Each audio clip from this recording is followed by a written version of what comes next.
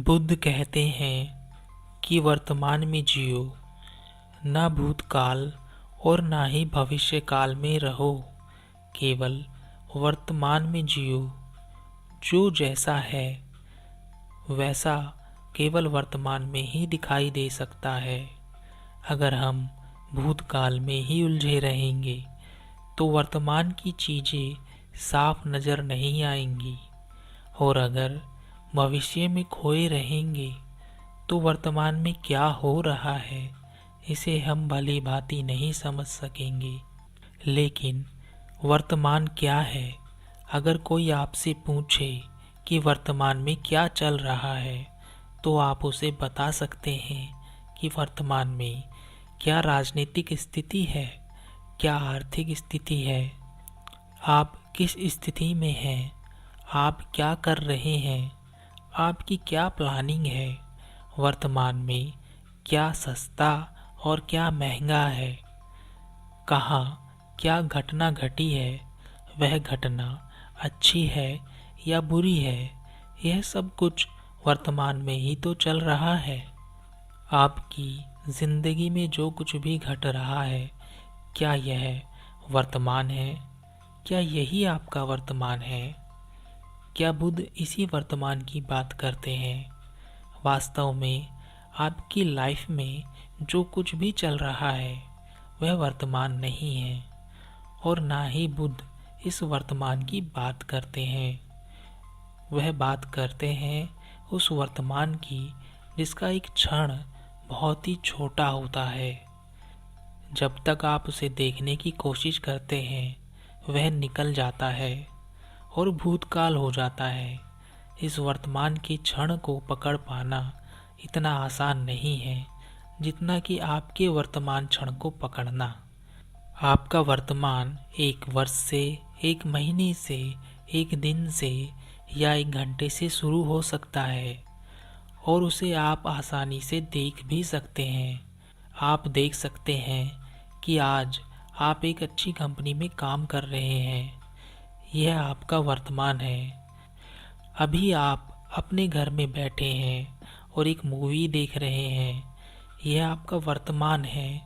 आपका बेटा, बेटी, आपके पिता, आपकी माता, आपकी पत्नी या आपका कोई रिश्तेदार आपके पास आकर बैठता है और वह आपसे किसी मुद्दे पर बात करता है, यह आपका वर्तमान है। आप कह सकते हैं कि मैं वर्तमान में अपने इस रिश्तेदार के साथ बात कर रहा हूँ, लेकिन बुद्ध इनमें से किसी भी वर्तमान की बात नहीं कर रहे हैं।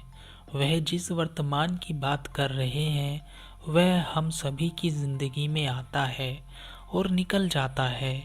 यह प्रतिपल प्रति क्षण होता है, लेकिन उस पर हमारा ध्यान नहीं होता क्योंकि हम जागृत नहीं हैं। हमें आदत नहीं है चीज़ों को एक दूसरे नज़रिए से देखने की। हम हमेशा उसी नज़रिए से चीज़ों को देखते हैं जैसा कि हम पहले से देखते आ रहे हैं। जब कोई छोटा बच्चा आपके पास आता है और वह अपने छोटे छोटे हाथों से आपके हाथ को पकड़ता है, तब उसका आपका हाथ पकड़ना आपका वर्तमान हो सकता है। लेकिन बुद्ध का वर्तमान कहता है कि जब वह आपके हाथों को पकड़ रहा है तब उसका जो स्पर्श है, उसके स्पर्श में उस बच्चे का अस्तित्व छिपा है, और वह वर्तमान का एक ऐसा क्षण है जिसमें आप केवल उस बच्चे के साथ हो, उसके स्पर्श के साथ हो, उसके स्पर्श से होने वाली अनुभूति के साथ हो। आप अपने माता या पिता के साथ बैठे हैं और वह अपनी बात बता रहे हैं, आप उनकी बातें सुन रहे हैं। यह आपका वर्तमान है कि आप उन्हें सुन रहे हैं, लेकिन क्या आप उन्हें वाकई में ही सुन रहे हैं? क्योंकि अगर आप ध्यान से देखोगे तो उन्हें सुनते समय आप कभी उनकी बातों के साथ भूतकाल में चले जाओगे, कभी भविष्य काल में चले जाओगे, और कभी वर्तमान में भी आ जाओगे जब वह आपसे कह रहे हैं, लेकिन आप उस वर्तमान काल में नहीं आ पाओगे जिसमें आपके माता पिता आपके साथ हैं। वह एक अस्तित्व है जिससे आपका निर्माण हुआ है, जिसके आप अंश हो और जो आपके साथ हैं। और जब वह बोलते हैं तो उनके हर शब्द के साथ उनकी आवाज़ आपके कानों में पड़ती है, वह आप तक पहुंचती है, लेकिन आप उनकी आवाज़ पर नहीं जाते बल्कि उनके शब्दों पर जाते हैं। आप उनके चेहरे तक नहीं जाते बल्कि उनके चेहरे के पीछे क्या चल रहा है उस तक आप पहुंचते हैं। आप उस क्षण में नहीं पहुंच पाते जिस क्षण में आपके माता या पिता आपके साथ बैठे हैं, उनका अस्तित्व आपके साथ है। और उस क्षण में ना तो आप भूतकाल में होते हैं, ना भविष्य काल की चिंताओं में, आप केवल वर्तमान काल की एक छोटे से क्षण में होते हैं। और वह क्षण कुछ ऐसा होता है जिसमें आपको यह भी सोचने का समय नहीं होता कि आप वर्तमान में हैं। आप केवल उस क्षण को जीते हैं, अनुभव करते हैं, एक ऐसा अनुभव जो आपने आज से पहले कभी नहीं किया। वह क्षण आपको किसी के साथ जोड़ देता है। वह क्षण छोटा तो होता है मगर उसमें समयहीनता होती है। आप वहाँ समय की गणना नहीं करते, कर भी नहीं सकते। बुद्ध कहते हैं कि अपनी सांसों पर ध्यान दो, लेकिन हम कितनी बार अपनी सांसों पर ध्यान देते हैं? आपने जब से जन्म लिया और अभी तक आपने कितनी बार अपनी सांसों को देखा है? हो सकता है कि आपने कई बार देखा भी हो कि आप सांस ले रहे हैं, लेकिन आपने इसे कितना समझा है? बुद्ध क्यों कहते हैं कि सांसों पर ध्यान दो? सांसों में ऐसा क्या है? हमारे प्राण और हमारा शरीर और हम इन्हीं सांसों से जुड़े हैं। जब तक आपकी सांसें चलती हैं, आपके विचार भी चलते हैं। जैसे ही आपकी सांसें रुकती हैं, आपके विचार भी रुक जाते हैं। अगर आप 1 मिनट के लिए अपनी सांस रोकें तो आप देखेंगे कि आप पूर्ण रूप से विचारहीन होते जा रहे हैं। आप कोशिश भी कर सकते हैं विचार लाने की, लेकिन विचार नहीं आएंगे। और अगर आएंगे तो वह वैसे ही आएंगे जैसे कि आप किसी को ज़बरदस्ती खींच कर ला रहे हों। लेकिन अगले ही पल जैसे ही आप अपनी सांसों को दोबारा से लेने लगेंगे, तुरंत ही वह सारे विचार जिन्हें आप अभी खींच कर लाने की कोशिश कर रहे थे, एक साथ आप पर टूट पड़ेंगे और आप पुनः अपनी सांसों के साथ विचारों के समुंदर में बह जाओगे। इसलिए बुद्ध कहते हैं कि अपनी सांसों पर ध्यान दो। अगर आपने अपनी सांसों को समझ लिया तो आप उस वर्तमान के क्षण को भी समझ पाओगे जिसकी बात बुद्ध करते हैं। हमारे विचार हमारी सांसों से नियंत्रित होते हैं, या आप कह सकते हैं कि आपकी सांसें आपके विचारों से नियंत्रित हो रही हैं। जब आप क्रोध करते हैं तब आपकी सांसें एक अलग तरह से चलती हैं, और जब आप प्रेम करते हैं तो आपकी सांसें एक अलग तरह से चलती हैं, और जब आप भयभीत हो जाते हैं तब आपकी सांसें एक अलग ही प्रकार से चलती हैं। आपके हर विचार के अनुसार आपकी सांसें अलग अलग चलती हैं। बुद्ध इन सांसों को साधने की बात कहते हैं। चाहे कैसे भी विचार हों, कैसी भी स्थिति हो, आप क्रोधित हों या भयभीत हों, आपकी सांसें एक ही प्रकार से चलें, शांत और गहरी सांसें। तब आप ना क्रोध कर पाएंगे, ना भयभीत हो पाएंगे। आप मध्य में रहेंगे, जहां आपके विचारों पर आपका नियंत्रण होगा। आप देख पाएंगे कि किस प्रकार आपके विचार आपको प्रेरित करते हैं कोई कार्य करने के लिए, और कैसे आप उन विचारों में बह जाते हैं। हम एक रिकॉर्डर की तरह हैं। हम सब कुछ न कुछ रिकॉर्ड करते ही रहते हैं।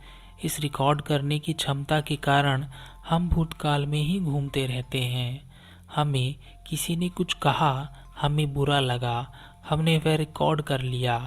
अब हम बार बार उस समय में ही घूमते रहेंगे और यह प्लानिंग करते रहेंगे कि कैसे हम अपने अपमान का बदला ले सकते हैं।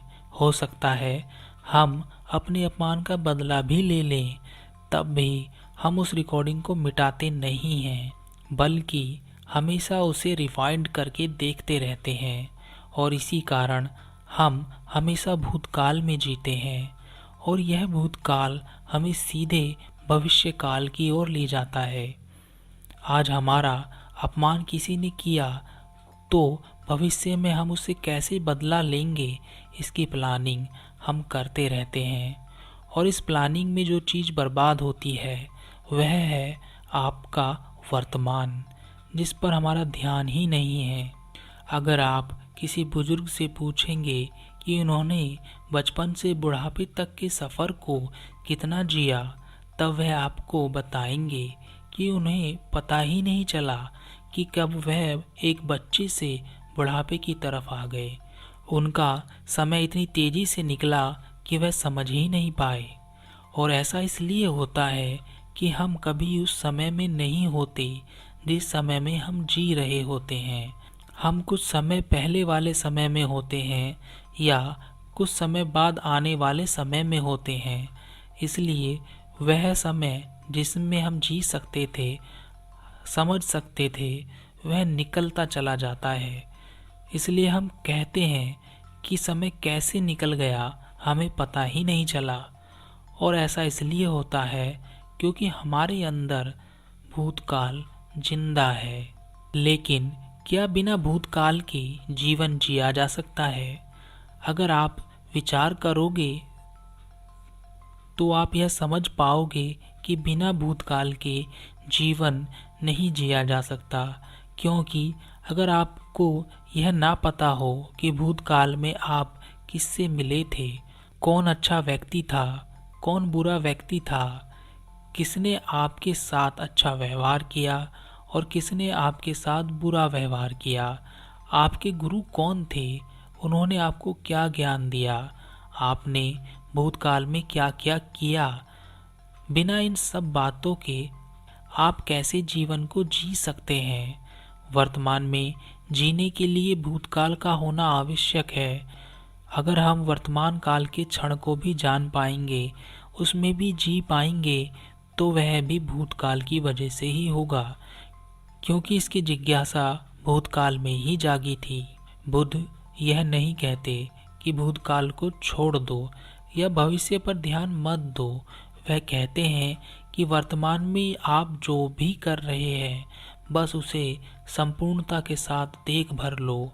अगर आप भूतकाल की बातें सोचकर वर्तमान में किसी के बारे में षड्यंत्र रच रहे हैं तो केवल उसे देख लें कि आप वर्तमान में क्या कर रहे हैं और इसका क्या परिणाम होगा। यह भविष्य में होगा, मगर आप इसे अभी इसी क्षण में वर्तमान में संपूर्णता के साथ देखें। भूतकाल में या भविष्य काल में बह ना जाएं। याद रखें कि आप जो भी कर रहे हैं उसे आप देखते अवश्य रहें। जब आप दृष्टा होते हैं, यानी आप केवल देखने वाले होते हैं, तब आप सही निर्णय ले पाते हैं। तब आप वर्तमान के क्षण पर होते हैं। भले ही उस वर्तमान के क्षण में आप भूतकाल या भविष्य काल के बारे में सोच रहे हों, लेकिन आपको पता होता है कि आप वर्तमान में कुछ सोच रहे हैं और आप यहीं हैं, कहीं गए नहीं हैं। लेकिन हमारी समस्या यही है कि हम भूतकाल की बातें सोचते सोचते भूतकाल में ही चले जाते हैं और भविष्य की कल्पना करते करते भविष्य काल में ही खो जाते हैं। वर्तमान तो जैसे गायब ही हो जाता है और देखने वाला तो सो ही जाता है। तो आप जो भी करें, जो भी सोचें उस पर दृष्टि बनाए रखें, वर्तमान में रहें